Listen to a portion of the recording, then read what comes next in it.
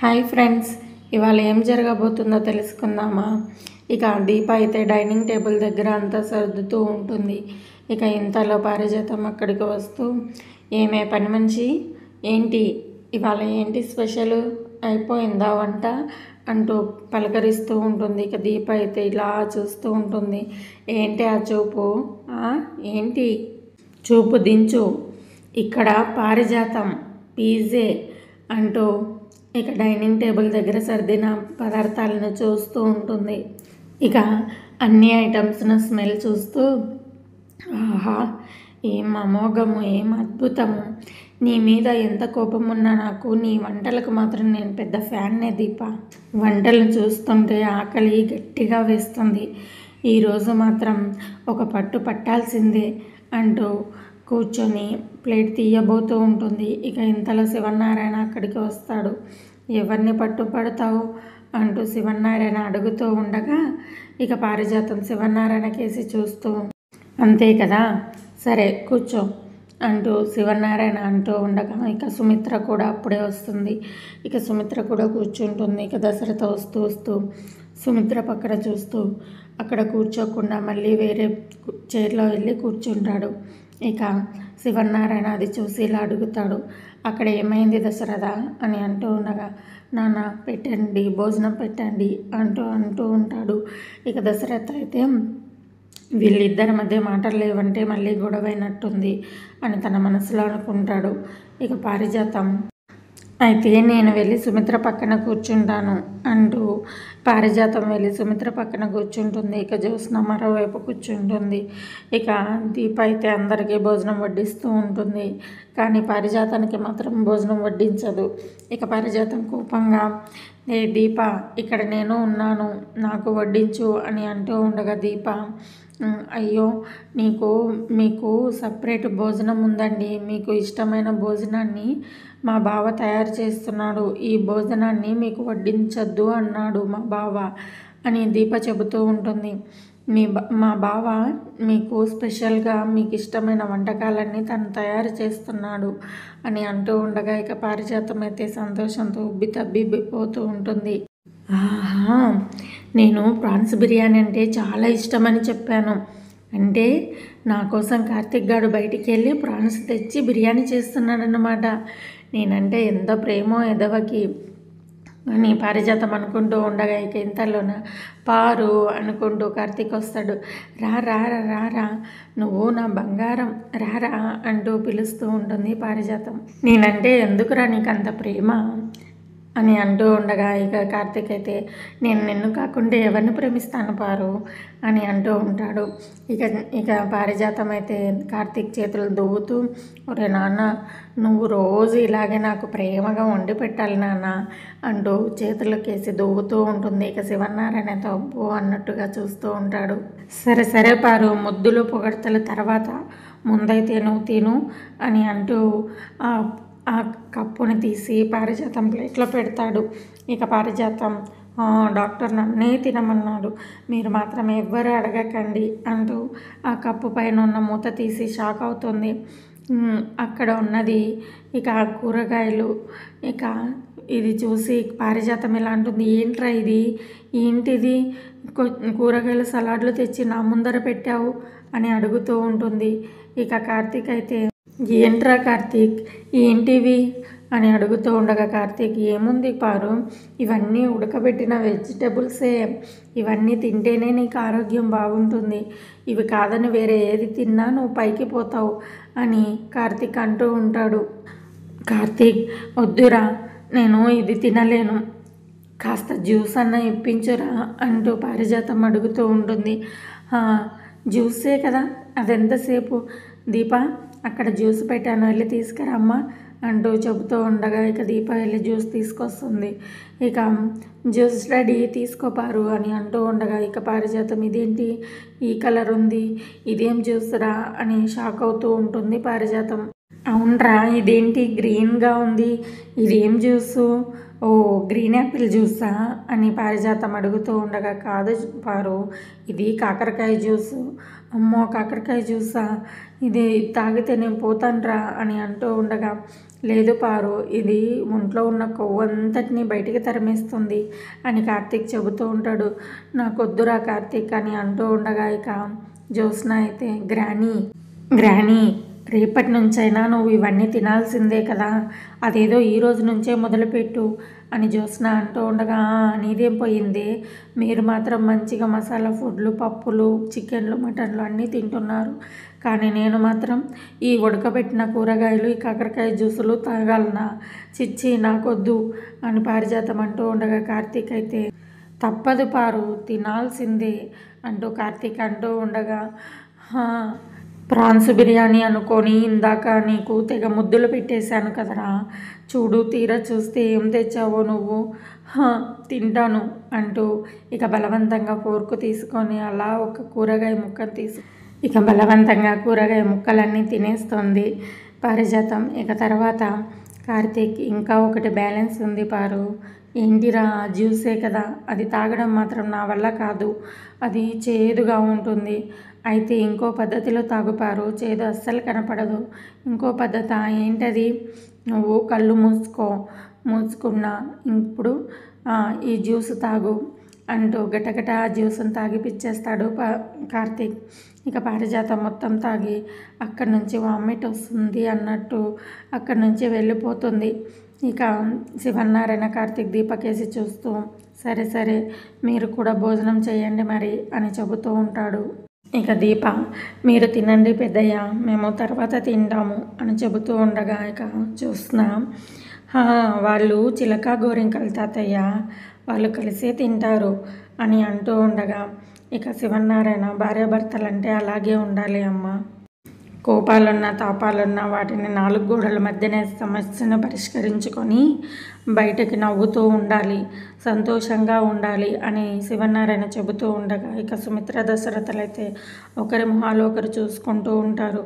ఇక జ్యోత్స్న అయితే, కొన్ని మనసుకు తగిలిన సమస్యలు ఉంటాయి తాత, వాటిని అంత తేలిగ్గా మర్చిపోలేము అని జ్యోత్స్న అంటూ ఉండగా ఇక శివనారాయణ, మరుపన్నది దేవుడు మనిషికి ఇచ్చిన పెద్ద వరం, కొన్ని మర్చిపోతేనే జీవితం బాగుంటుంది, అది అందరూ అర్థం చేసుకోవాలి అంటూ తన భోజనం తను చేస్తూ ఉంటాడు. ఇక అంతా భోజనాలు చేసి ఎక్కడ వాళ్ళు అక్కడ వెళ్ళిపోతారు. ఇక జ్యోత్స్న కూడా పళ్ళెంలో చేయి కడుక్కొని వెళ్ళిపోతూ కార్తీక్ను చూసి కార్తీక్ అన్న మాటలు గుర్తు చేసుకుంటూ ఉంటుంది. ముందు అత్తయ్య మామయ్యలను కలుపుతాను, ఆ తర్వాత నీ సంగతి చూస్తాను అన్న విషయాన్ని గుర్తు తెచ్చుకొని ఇక జ్యోత్స్న అయితే ఇలా అంటుంది, కొన్ని ఎప్పటికీ మారవు బావా అంటూ అక్కడి నుండి వెళ్ళిపోతుంది. జ్యోత్స్న, ఏంటి బావా అలా మాట్లాడుతుంది, అదే మరిదలా ఇందాక చెప్పాను కదా, అత్తయ్య మామయ్య విషయంలో మా ఇద్దరి మధ్య మాట పెరిగింది అని, వాళ్ళని కలపలేను అని ఆవిడ గారి ఫీలింగు అని అంటూ ఉండగా ఇక దీప అయితే ఇలా అంటూ ఉంది, బావా అమ్మా నాన్నలను కలపడానికి ఏదైనా ఆలోచించావా, ఆలోచిద్దాం మరదలా, ఆలోచిద్దాం అని అంటాడు కార్తీక్. ఇక మరోవైపు చీకటి పడిపోయి ఉంటుంది. ఇక శౌర్య ఇక కార్తీక్ దీపాల కోసం ఎదురు చూస్తూ ఉంటుంది. ఇక కాంచన దగ్గరికి వెళ్ళి, నానమ్మ ఇంతసేపు అయింది, అమ్మ నాన్న ఇంకా రావట్లేదేంటి అని అడుగుతూ ఉండగా కాంచన, వస్తారులేవే అంటూ గుమ్మం వైపు చూస్తూ, అదిగో వస్తున్నారు చూడు మీ అమ్మ నాన్న అని అంటూ ఉంటుంది. ఇక దీపా కార్తీకులను చూసి ఇక శౌర్య అయితే ఇలా అంటుంది, నాన్న నేను మీకోసం ఎంతసేపటి నుంచి ఎదురు చూస్తున్నానో తెలుసా, మిమ్మల్ని ఒక విషయం అడగాలి అని అంటూ ఉండగా, అడుగు రౌడీ అడుగు అని కార్తీక్ అంటూ ఉండగా ఇక కాంచన కలుగు చేసుకొని, వాళ్ళు ఇప్పుడే కదా వచ్చారు, వెళ్ళి స్నానం చేసి భోజనం చేయని, ఆ తర్వాత అడుగుదువు కానీ అంటూ కాంచన కసురుకుంటుంది.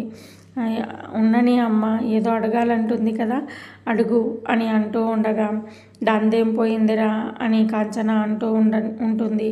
లేదు నాన్నమ్మే, నేను ఈ విషయాన్ని నానమ్మకు అడిగితే నానమ్మే మిమ్మల్ని నిగ్గతీసి అడగమని చెప్పింది అని శౌర్య చెబుతూ ఉంటుంది. సరే రౌడీ అడుగు, అదేంటో అడుగు, నేను చెబుతా అంటాడు కార్తీక్. ఇక ఇంతలో అనసూయమ్మ కలుగజేసుకొని, చంటిదానా నువ్వు ఇటు రావే అంటూ కసురుకుంటూ ఉంటుంది. అదేంటి, పిల్లలు అడిగితే అలా కసురుకోకూడదు, వాళ్ళు ఏదడిగినా సమాధానం చెప్పాలి, మీరుండండి అంటూ కార్తీక్, ఇక నువ్వు చెప్పవే రౌడీ, ఏమడుగుదామనుకున్నావు చెప్పు అని అంటూ ఉండగా ఇక శౌర్య, మీరు జోగ్రాని వాళ్ళ ఇంట్లో ఏం చేస్తున్నారు, వాళ్ళ ఇంట్లో మీరు పని చేస్తున్నారా అని శౌర్య అడుగుతూ ఉండగా ఇంకా దీప కార్తీక్లు అయితే ఒక్కసారిగా షాక్ అయిపోయి చూస్తూ ఉంటారు. పని చేస్తే అసలు ఎందుకు చేస్తున్నారు, మీ మమ్మీ డాడీ ఏం చేస్తున్నారని మా ఫ్రెండ్స్ అడుగుతున్నారు, వాళ్ళకి నేను ఏం సమాధానం చెప్పాలి అని శౌర్య అడుగుతూ ఉండగా, ఓస్ ఇదే నువ్వు అడగాలనుకున్నది అని కార్తీక్ కంగారు పడుతూ ఉంటాడు. అవునరా, నీ కూతురు ఇందాకటి నుంచి మమ్మల్ని అడుగుతున్నది ఇదే. చిన్నపిల్లలు ఏదైనా అడిగితే సమాధానం చెప్పాలి అన్నావు కదా, సరే ఇప్పుడు చెప్పు మరి సమాధానం అంటూ కాంచన విసుక్కుంటుంది. ఇక కార్తీక్ అయితే ఆలోచనలో పడతాడు. శౌర్య, మేము ఇప్పుడే కదా వచ్చింది, మేము స్నానం చేసి భోంచేసి పడుకునేటప్పుడు నీకు అన్ని విషయాలు చెబుతాం, సరేనా? ఇప్పుడు వెళ్దాం పదా అంటూ దీప అంటూ ఉండగా, లేదు నాకు ఇప్పుడే చెప్పాలి అంటుంది. ఇక అనసూయమ్మ, అందుకే దాన్ని ఇటువైపు రమ్మన్నాను, మీరేమో నా మాట వినలేదు అంటూ నిష్ఠూరంగా అక్కడి నుండి వెళ్ళిపోతుంది. ఇక కార్తీక్ ఏం చెప్పాలో అర్థం కాక ఆలోచనలో పడతాడు. ఇక శౌర్య, చెప్పండి నాన్న, నాకు చెప్పండి అని అడుగుతూ ఉండగా, నీకు తెలుసో లేదో నేను ఇంతకుముందు రెస్టారెంట్కి సీఈఓని అని అంటూ ఉండగా, తెలుసు నాన్న, అది ఇంతకు ముందు కదా, మరి ఇప్పుడేం చేస్తున్నావు, జోగ్రాని వాళ్ళ ఇంట్లో నువ్వేం చేస్తున్నావు అని అడుగుతూ ఉంటుంది శౌర్య. సరే, నేను మా నాన్న నీకు ఏమవుతాడు అంటే తాత అని అంటుంది. మరి నాన్నమ్మ వాళ్ళ నాన్న ఏమవుతాడు నీకు అంటే తాతనే అంటుంది. ఇక మరి నేను మా తాతను చూసుకోవడానికి అక్కడికి వెళ్తున్నాను, అక్కడ సరిలేని వాళ్ళని సరి చేస్తున్నాను అని అంటూ ఉండగా, అవునా, ఎవరిని నాన్న అని అడుగుతూ ఉంటుంది. చెప్పు నాన్న, ఎవరు సరిగ్గా లేరు అని అంటూ ఉండగా, నేను మళ్ళీ చెబుతాను శౌర్య, ఈసారి మీ ఫ్రెండ్స్ ఎవరైనా మీ నాన్న ఏం చేస్తాడు అని అడిగితే అందరినీ ముందుకు తీసుకెళ్తుంటాడు అని చెప్పు అని అంటూ ఉండగా, ఇక శౌర్య అయితే ఆనందంతో భలే ఈ సమాధానం చాలా బాగుంది నాన్న అంటూ ఉండగా, సరే వెళ్ళి నువ్వు పెద్దనాన్నమ్మతో చెప్పు అని శౌర్యను అక్కడి నుంచి పంపుతాడు. ఇక కాంచన కోపంగా, ఇలా ఎన్నాళ్ళురా అని అంటూ ఉండగా, అనుకున్నది జరిగే వరకు అమ్మ అని అంటూ ఉంటాడు. అది ఎప్పుడు జరుగుతుంది అంటే దగ్గరలోనే జరుగుతుంది అమ్మ అంటూ కార్తీక్ సమాధానం ఇస్తాడు. శౌర్య మనసులో ఉన్న ప్రశ్నే నా మనసులోనూ ఉంది అని కాంచన అంటూ ఉంటుంది. అక్కడి నుండి వెళ్ళిపోతూ ఉంటుంది కాంచన. ఇక దీప అయితే ఇలా అంటూ ఉంటుంది, బావా అక్కడ జరిగిన విషయం అత్తయ్యతో చెప్పు అని అంటూ ఉండగా, ఇక కాంచన మళ్ళీ గుర్తు చేసుకొని ఫోన్ విషయం అడగడం మర్చిపోయాను అంటూ వెనక్కి తిరిగి వస్తూ ఉండగా, ఏంటి నీ కారణంగా అత్తయ్య మామయ్య గొడవ పడి మాట్లాడుకోవడం లేదన్న విషయం చెప్పాలనా అంటూ కార్తీక్ అంటూ ఉండగా, ఇక కాంచన ఆ మాటలను వినేస్తుంది. మా అన్నయ్య వదిన మాట్లాడుకోవడం లేదా అని కాంచన తన మనసులో అనుకుంటూ ఉంటుంది. మళ్ళీ కార్తీక్ ఇలా అంటూ ఉంటాడు, మా అమ్మ క్షమిస్తే కానీ అత్తయ్యను క్షమించనని మామయ్య అన్న మాటలు చెప్పాలనా అని అంటూ ఉండగా, కాంచన అయితే అలాగే వింటూ ఉంటుంది. జరిగిన గొడవ గురించి అమ్మకు చెబితే అమ్మ చాలా బాధపడుతుంది, నువ్వు కూడా అమ్మకి ఏం చెప్పకు అంటూ అక్కడి నుండి వెళ్ళిపోతాడు కార్తీక్. వీళ్ళు నాకు చెప్పట్లేదంటే అక్కడ ఏదో పెద్ద గొడవే జరిగినట్లుంది, అయినా వదినకి ఇలాంటి బుద్ధి పుట్టిందేంటి అని కాంచన తన మనసులో అనుకుంటూ ఉంటుంది. ఇక మరోవైపు ఏంటో బంధువులందరూ ఒకేసారి కట్టకట్టుకొని వచ్చినట్టు ఈ రోగాలన్నీ నాకే వచ్చాయి. ఏంటో ఈ రోజు నుంచి ఈ ఆకులు అలమలు ఈ కూరగాయల జ్యూసులు తాగలేక చస్తున్నాను. ఏంటో దేవుడా నాకు ఈ పరిస్థితి, మంచి రకరకాలమైన బిర్యానీలు మసాలా ఫుడ్లు తినక ఎన్ని రోజులవుతుందో అన్నట్టుంది నా ప్రాణానికి అంటూ విసుక్కుంటూ ఉంటుంది పారిజాతం. ఇక ఇంతలో జ్యోత్స్న అక్కడికి వస్తూ, నువ్వు అనుకున్నది సాధించాలి అంటే నువ్వు బ్రతకాలి గ్రాని, నువ్వు బ్రతకాలి అంటే ఇవన్నీ చేయక తప్పదు అంటూ కూర్చుంటుంది జ్యోత్స్న. ఆ కార్తీక్ గాడు దీప ఉండగా నేను అనుకున్నది ఏది జరగదనిపిస్తుంది అని పారిజాతం అంటూ ఉండగా, అవునా నీకెందుకు అలా అనిపిస్తుంది అని జ్యోత్స్న అడుగుతూ ఉంటుంది. ఇప్పటిదాకా మనం అనుకున్నవన్నీ ఏదైనా సక్రమంగా జరిగిందా నువ్వే చెప్పు అని అడుగుతూ ఉంటుంది పారిజాతం. వాడి పెళ్ళాన్ని అదే ఆ దీపని బయటకు గెంటేద్దాము అనుకున్నాము, అది జరగనివ్వలేదు. వాడు వెళ్ళడు, వాడి భార్యను బయటికి వెళ్ళడు. ఇక మీ అమ్మ నాన్నలు ఇద్దరి మధ్య గొడవ పెట్టి దానంతటికి కారణం దీపని అని చెబుదాము అనుకున్నాము, అది జరగనివ్వడు. తీరా మీ అమ్మా నాన్నలను గొడవ పెట్టి విడదీస్తే మళ్ళీ మీ అమ్మా నాన్నలను కలుపుతానని నీతో శపథం చేశాడని చెప్పావు కదని అని అంటూ ఉండగా, నువ్వు మాటి మాటికి మీ అమ్మా నాన్న మీ అమ్మా నాన్న అని అనకు అని జ్యోత్స్న కసురుకుంటూ ఉంటుంది.